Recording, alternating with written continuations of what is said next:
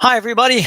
Welcome to another issue of the Worldview. Worldview with Chris Greco. I'm your host. For the next 30 minutes, we'll be talking about different countries that may have made the news, maybe internationally, but didn't quite hit the standard that we have here in the United States to actually bring up things that make a difference in the world, right? So, I mean, we're so concerned with our little, I don't know what you call it. It's an interesting display of just inner implosions, I guess, within the United States. And when we sit back and we go, yeah, we're all alone here, US is, we're not all alone, folks. 193, 194 countries out there, and they all have problems. They all have issues. And most of them affect us in the United States. So that's why I bring this stuff up. And that's why I gather data. And a lot of people, again, and I say this just about every show, but everyone sits there and says, "Chris, this is really nice. You get a worldview, but really, you talk about data and statistics in different areas, and I talk about that on the data show. But in order to make a show like this, you have to have research. You have to gather data. It's not just listening to the news and then writing down what they say. It's going out there and finding out what, the depth aspect. What are they talking about?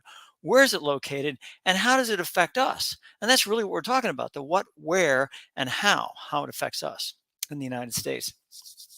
So, without further ado, we're going to hit the B's today. Bolivia, Brazil, and Belgium all hitting the news internationally.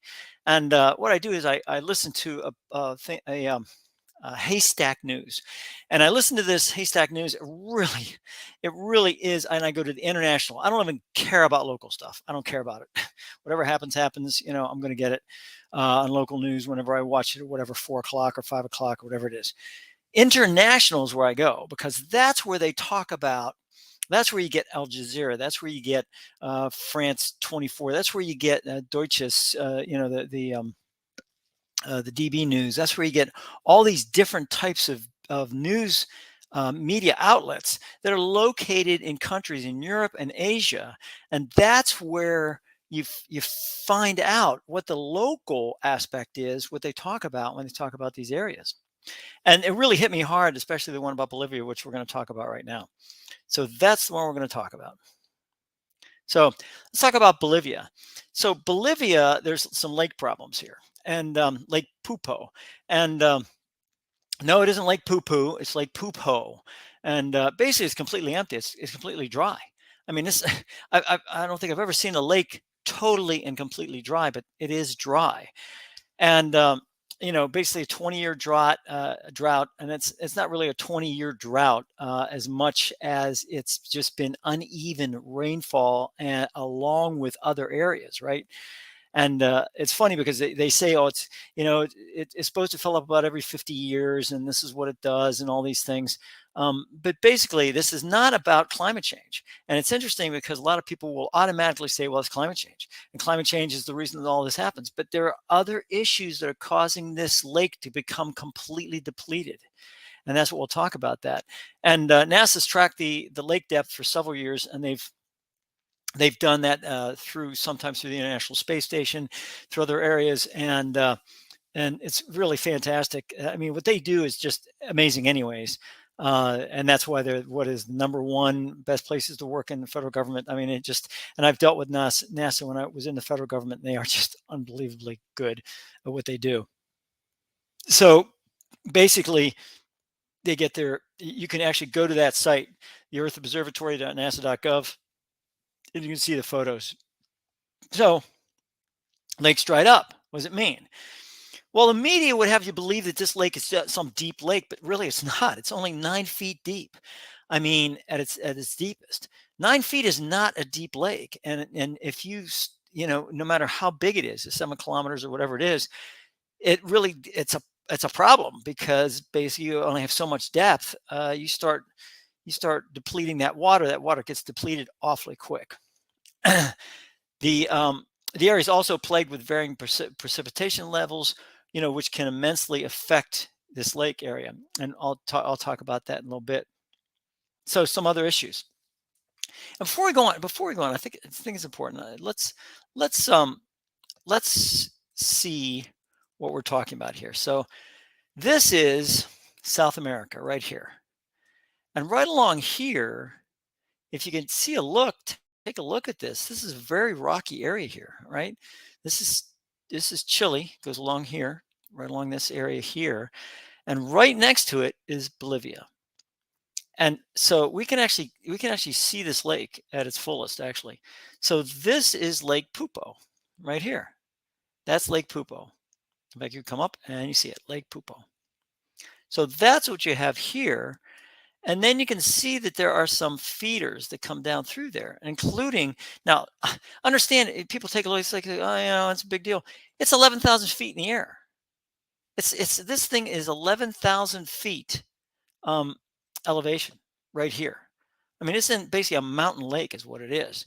So it's very dry when you get down to that, and then you have it fed by Lake Titicaca, which is here. What happens is, and it's funny because this is interestingly, this is Copacabana right here, Copacabana, which I thought was interesting. Anyways, so Lake Titicaca is here, feeds through what they call the Desaguadero Desaguadero River, which flows through here all the way down through here, all the way down through here.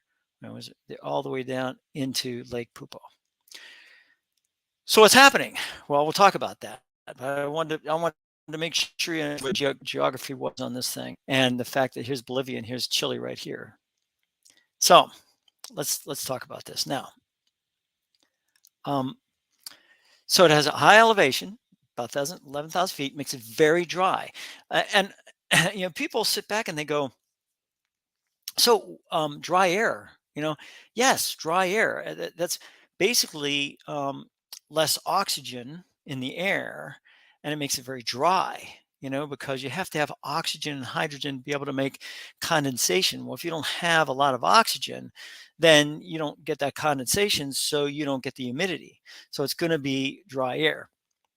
So the runoff from another lake, I talked about that, Lake Titicaca, is by way of a river, very muddy, and because it's muddy and because it goes through salt flats, it actually is.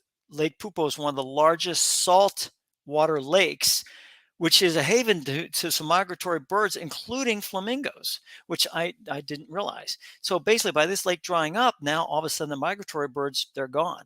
So now and the people in the media outlets that I listen to, they were talking about how they used to have a lot of stuff to eat. They used to be able to go out and they used to fish. They used to do all these things. Now they can't do that. They can't find things to eat. So it's because they used to eat the birds, right? I mean, they had a lot of food available to them, and now they're having problems because of that.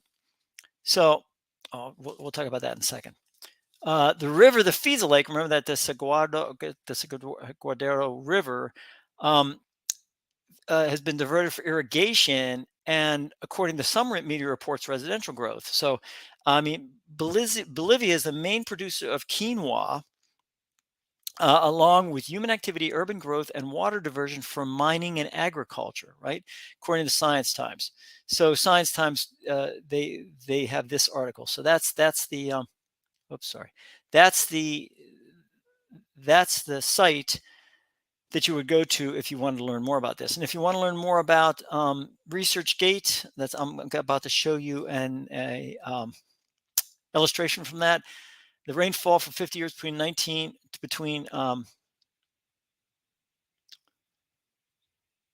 40 years, excuse me, between 1960 and 2001. Gosh darn, I mean, I have a big problem with math, with arithmetic. I'm sorry, I apologize. So it's 40 years between 1960 and 2001. Seems to average around 300 millimeters or more. So you sit back and you go, well, that's great, Chris, but what's a millimeter, right? So you sit back and you say, all right, so I realize this, millimeters is tough because you sit back and you think, what is a millimeter in relationship to inches? Well, the problem is you need about um, it's 0.03 inches, almost 0.04 inches. Very, very small, right? 300 millimeters. If you took 300 millimeters, and I can actually do this for you, is if the and we'll just do it right here.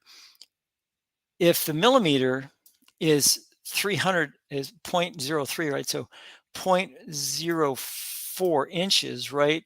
And then times 300. So basically 12 inches. So basically, you're getting about 12 inches of water, uh, average about 12 inches of water a year. Okay. That's 1 inch a month. That's not that much. That's not that much.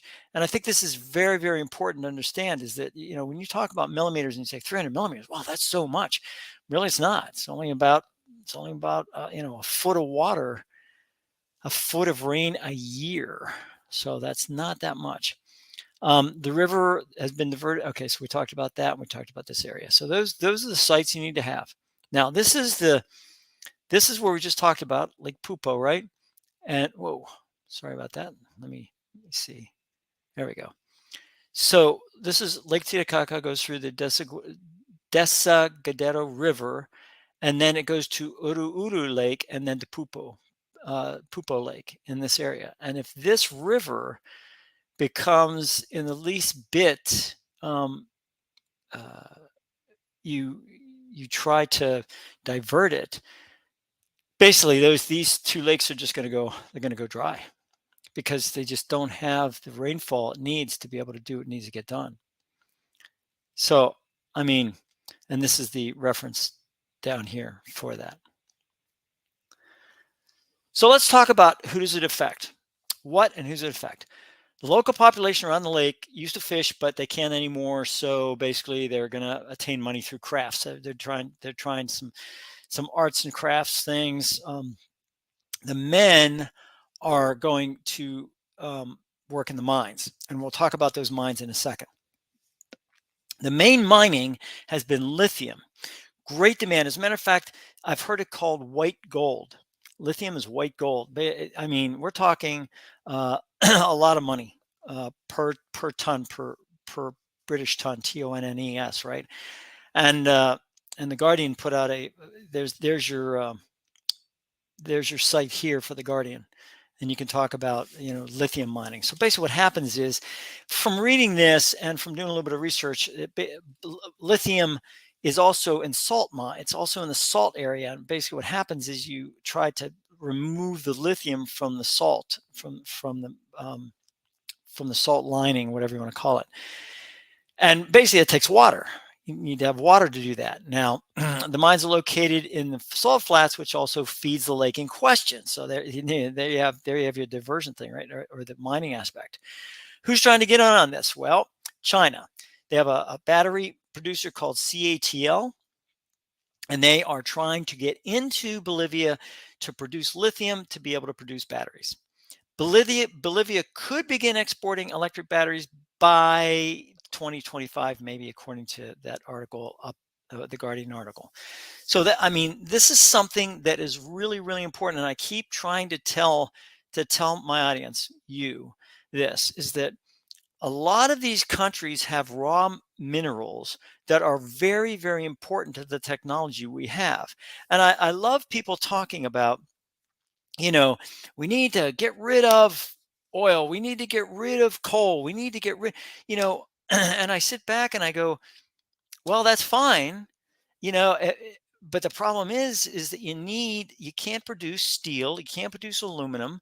You have to have 1500 degrees Fahrenheit just to try to produce aluminum. You can't do that through wind power or solar power. The only two things you can do that is going to be fossil fuels and nuclear power. That's the only ones that are going to generate that type of heat. And basically what happens is that when you start to relegate that stuff and just saying we're not going to do that, that's fine. Other countries are going to do that, and they're just going to produce the same amount of pollution that we would do if we were to industrialize that. So Bolivia is about to step into manufacturing and industrialization very, very quickly. And because of that, you're going to get the lakes and all the other things that go along with that. and they're going to start to suffer because of that industrialization. Which I get it. Progress is it's unstoppable. It works, but it's something that has also you have to have sacrifices to do it. Oops, I think that's it. So that's it with that. So now let's go to Brazil. Brazil, interestingly, Lula da Silva, the new basically president prime minister of Brazil, has gone out to has approached China, and I mean has gone to Beijing and has kissed the ring of Xi Jinping, the whole nine yards, and then he went to Portugal. Now, why would he go to Portugal? Why Portugal to begin that? Well, first of all, Brazil was originally a colony of Portugal, right? They were given their independence in 1822, and Brazil's main language is Portuguese. So, what a perfect way to start out the European kind of reach out than to go to the country that you have a very similar language with. However, interestingly enough, Lula's kind of perturbed the Europeans, specifically European Union, by stating that the Westerners, U.S. and the Westerners, should stop shipping weapons and enabling Ukraine to battle Russia, because basically it's stimulating the war. And that's, evidently did not sit well with European leaders, which I can only imagine. So, and at one point he stated that maybe Ukraine should cede Crimea, to Russia, even though Russia seized it in 2014. Ukraine actually is making headway on getting it back, which I thought is kind of cool. So basically, what's happening is that Lula is not in the best, and he's trying to talk these things back now. He's saying, well, nobody should invade another person's sovereignty. It's like, okay, fine. So he's trying to backtrack his words, but it's going to be very difficult for him to do so, I think. So what and who does this affect? Well, Brazil is part of BRICS.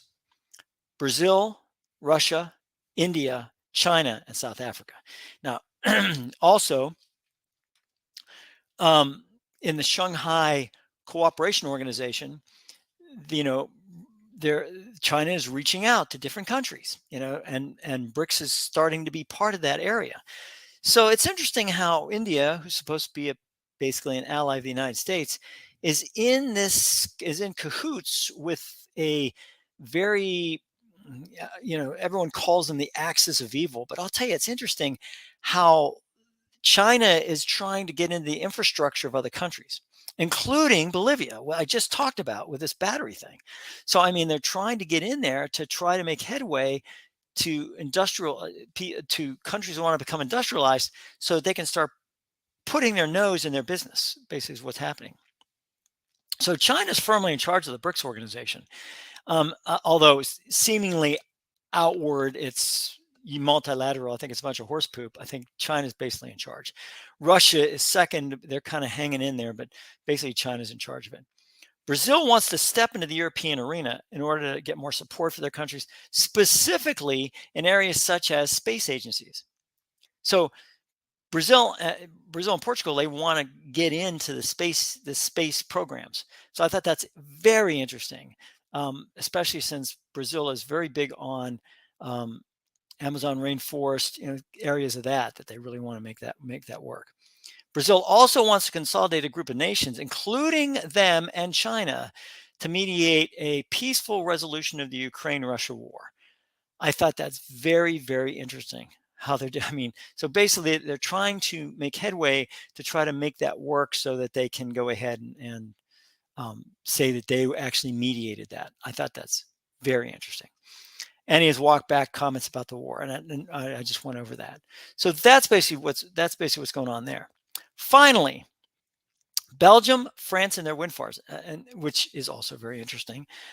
So basically, it goes something like this. So we're gonna go all the way. We're gonna go over here. We're gonna go. Oh, by the way, this is Brazil, folks. This is Brazil. Look at the size of this thing. I mean, this thing is huge, right? And then you take a look. We're gonna go over here to Portugal and take a look at Portugal. Here's Portugal. Whoop, small, right?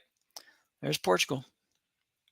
Very small, but remember, and I think this is very important, is that Portugal was a very, very, very strong sea power. In the 1400s, 13, 1400s, even the 1500s. Although the Spanish Armada was 1588, and they pretty much they went down the tubes. England took over as the foremost uh, sea power with their small little ships, but they did a good job. Okay, so here we go, France and Belgium, right? So let's take a look at France and Belgium. So here's the coastline of Belgium right here. Very small. In fact, let's figure this thing out. So we're just gonna just punch across there, and it is about 36 miles. 36 miles. That's what we got. So let's take a look at France's. So France's coastline is 357 miles. Okay, so 10 times the amount of Belgium. Well, right off the coast of Belgium, let's see if I can actually point out here. So Dunkirk is here. What the French want to do is they want to put, and we're gonna go kilometers here. So they want to put, uh, we're gonna just go 10 kilometers out. What are we doing here? 10 kilometers. So that's about 10 kilometers right there. 10 kilometers from Dunkirk, the French want to build wind farms. And the people in Belgium said, "Hey, come on, we got villages here. We got here it's beautiful, and you're going to see a bunch of wind farms. So can't you just extend them out instead of 10 kilometers? Can you extend it out to 17 kilometers? Now, again, here's 17 kilometers. So it's 17 kilometers right there. So I mean, if you take a look at this, 17 versus 10, that's what they want. The French are basically saying, I don't think so. That's our coastline. We can do pretty much what we want. Again, look at all this coastline. Look at this. I mean, you're telling me, and they are putting wind farms up along the coastline, but the thing is, and in some towns and whatever else they have along these areas, but they have all these areas. Why pick Dunkirk? Well, there's a couple reasons why. First of all, this is the North Sea up in here. And the British, the Scandinavians, all these areas in here, they want to put in wind farms to the North Sea development area. They want to put pipelines in. They want to put different areas in. Why do they want to do that? They want to do it so that they can basically poke, poke an eye of Russia and just say, guess what? We don't need your stuff. We don't need your oil. We don't need your gas. We don't need jack from you. We're just gonna make that work. So that's it's interesting. Oh, so more on here if you want to do that. And Belgium, as I said, going to challenge French in court, trying to make those 17 rather than 10 kilometers. So about twice the distance, And French are saying, nah. For North Sea development, we are trying to rely on renewables rather than Russian oil and gas, which I agree. All this time I've been busting the French, and because I think that they're selfish, which it's going to take a lot for me to think otherwise. But basically, they're part of that North Sea development area, and the French are going to make out very well on that, and the British are going to make out very well on that. Everyone's going to make out very well in that area, trying to get power in there. Again, you cannot manufacture just about anything with wind power, and you can't manufacture with solar. You can't. You have to have coal, you have to have oil, you have to have nuclear in order to produce those things that make things like this shirt and this tie, this plastic stuff. When you talk about this area, you got to be able to manufacture. When you manufacture, you got to be able to have the ability, the fuel to be able to do that. So that pretty much does it. I mean, so the bottom line is this, is that when we talk about these areas, when we talk about France and all these areas, it's very important for you to understand, when we talk about that, why we talk about that. So, and this is where it gets very important, is to understand where everything is, the North Sea. Netherlands, Belgium. A lot of people don't even know where Luxembourg is. Here's Luxembourg right here, folks. A lot of people confuse Netherlands with Denmark. There's Denmark. Here's Netherlands. Okay, and Germany is right there. And of course, Germany now is all one country. Was originally east and west.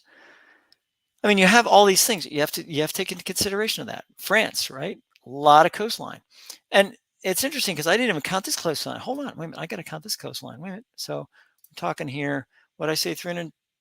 Let's see, 591 kilometers, and another. Well, let's talk about miles here. 591, 369. That's 800. I mean, we're talking a ton of. I mean, there's like 1,300 kilometers worth of you know of coastline here. So I mean, it's a lot of coastline, a lot of coastline. But again, they want it near that North Sea, right? There's a North Sea development here. They want that wind farm up here near the North Sea, so they can say, "Oh, we're part of the North Sea development." So I may be, I look. I'm conjecturing here. I'm not saying they're doing it just to be part of the North Sea area, but why not? Because if they do that, then all of a sudden they become part of the North Sea development area, then they're going to be able to benefit from that too. So that's where Belgium is going to. Belgium can scream all they want, but basically that's French waters. That's going to be interesting how that's all going to work. Although they might be considered to be in international waters, but off their coastline. Yeah, interesting, right? So all these areas, and a lot of people sit there and they go. I'm talking to somebody the other day about Ireland. Somebody says, "Was United Kingdom part of Europe?" Well, you have continental Europe, and then you have Europe. So I think that's very important to understand. Continental Europe is all this area, right? We consider it to be, in fact, at one point, this whole area was Eastern Europe, right? But I mean, this is all continental Europe. Yeah, I mean, this is actually Scandinavia. Then you have, this island, right? Island kingdom, whatever we're going to call it.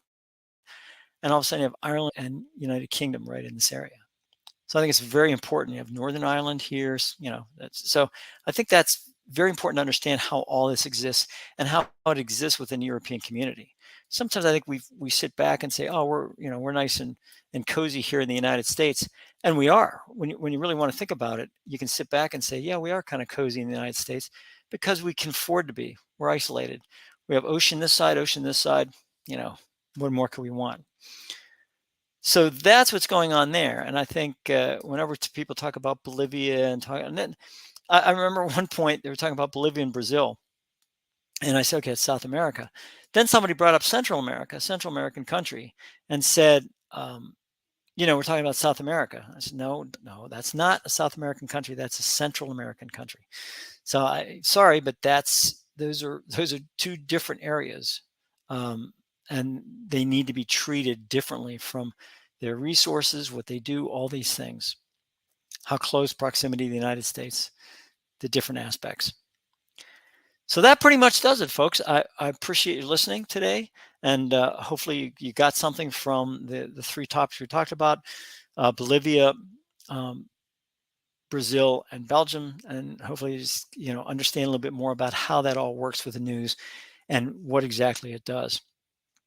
And I will tell you, no matter what you do, other parts of the world are going to affect us. I mean, the lithium in Bolivia, that's going to definitely affect us from how we conduct, because we're not talking about just batteries for cell phones. We're talking about batteries for cars. Big deal, especially with going into electric cars and electric aspects. That's a big deal for us. So until next time, this is Chris Greco, your host for Worldview, signing off, saying always remember, there's our view and then there's the worldview.